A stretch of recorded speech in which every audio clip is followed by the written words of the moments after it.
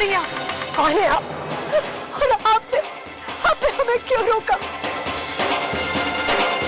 आत्महत्या करना पाप है, लेकिन उससे भी बड़ा पाप है एक औरत होना।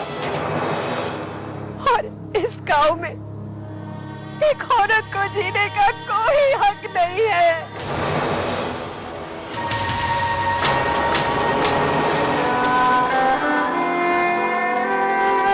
भाभी,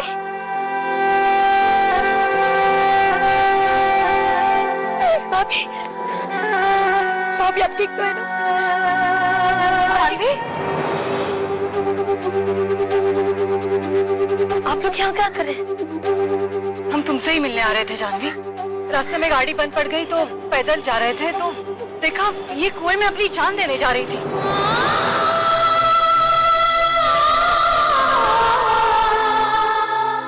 ये आप क्या करने जा रही थी भाभी?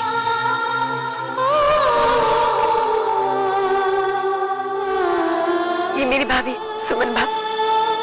लेकिन ये जान देने क्यों जा रही थी? मैं बताती हूँ दीदी।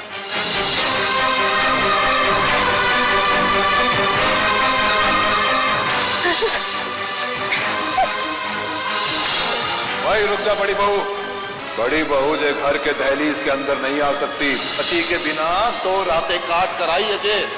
अब इसके चरित्र पर कैसे विश्वास कर सकते हैं? अगर आपके पिताजी को ऐसा लगता है तो आपको उनकी सोच को बदलना होगा। इस तरह अपनी जान देकर कुछ नहीं होगा। भाभी, मैंने कसम खाई है कि मैं आपको आपका खोया हुआ सम्मान दिलाकर रहूंगी और साथ ही साथ अम्मा जी की अस्थियों का विसर्जन करके उनकी आत्मा को मुक्ति दिलवाऊंगी। कैसे भी करके उस कलश को हासिल करना होगा। लेकिन अभी मुझे समझ में नहीं आ रहा कि हम लोग कहाँ पर जाएं। नहीं दुल्हन, चिंता मत करो, रहने का सारा इंतजाम हो जाएगा और मैं आपको हवेली में पीछे के रास्ते से अंदर ले लूंगी ताकि आप कलश और भावना को ले जा सके। चंपा, तुम हमारे लिए इतना सब कुछ कर रही हो, सच में मैं इसका एहसान नहीं चुका पाऊंगी। नहीं नहीं नहीं दुल्हन, हम कैद थोड़ी ना है, आप लोग आओ मेरे साथ।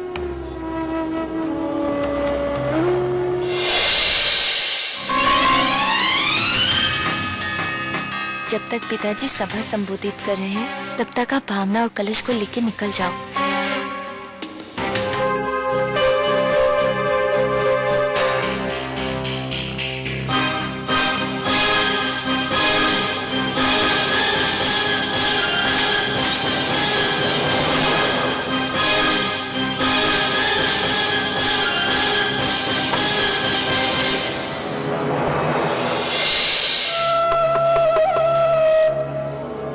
मैं देखती हूँ कौन है।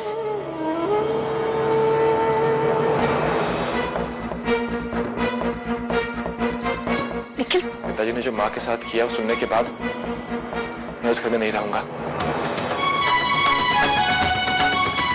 मैंने कभी सोचा भी नहीं था कि पिताजी माँ के साथ ऐसा करेंगे।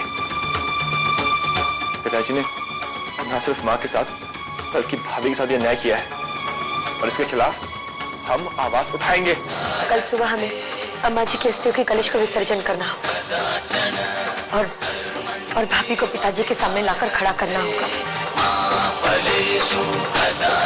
उन्हें भाभी को अपनाना ही होगा।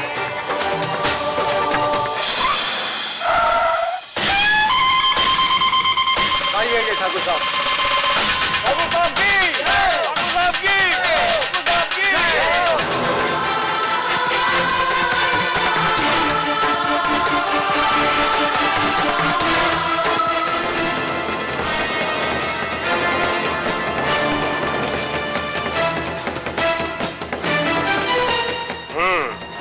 वो देखो,